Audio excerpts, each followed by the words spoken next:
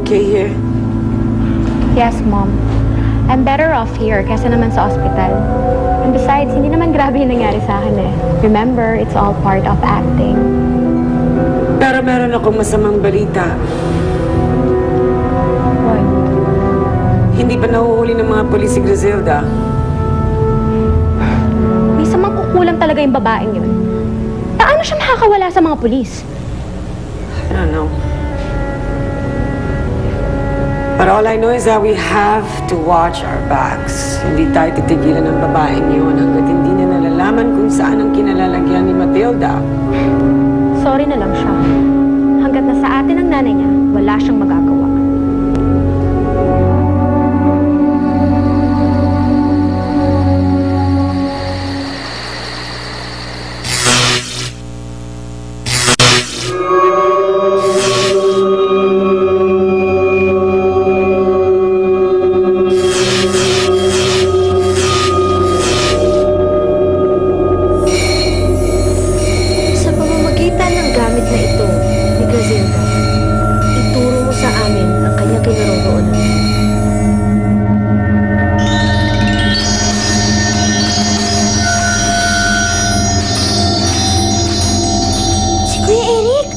Kasama na si Ate Griselda!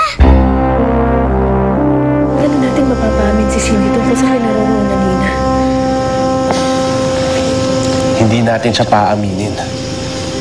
Ano yung ibig sabihin? Hindi alam ni Cindy na alam ko na may nangyari sa inyong dalawa.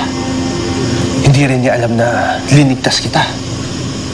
Kaya ibig sabihin na makakalapit ako sa kanya. Pwede ko siyang sundan. Subaybayan. At kung alam niya nga kung nasan si Nay Matilda, malalaman ko yon dahil kay Cindy. Talaga, Eric? Salamat. Maraming salamat. Nais ko na talaga makita ang aking ina.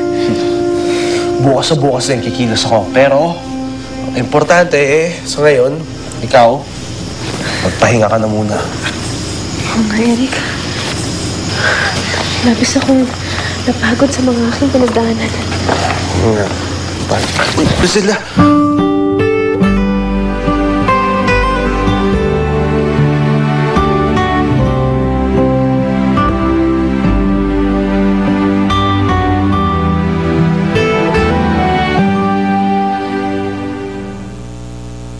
Kamusta naman ang kalagayan ng Matildang yun, Mom? Ayun, pasaway pa rin. Pero hindi siya uubra sa akin. Hanggang kailan natin itatago ang babae? Hindi ko alam. Basta ang alam ko, hindi dapat malaman ng daddy mo na nagkita na kami ni Matilda.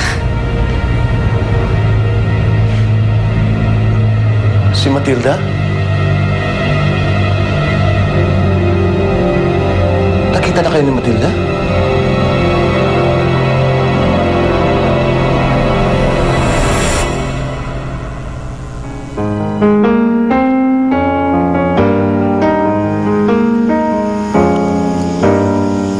Griselda, mahal mo pa rin ba ako?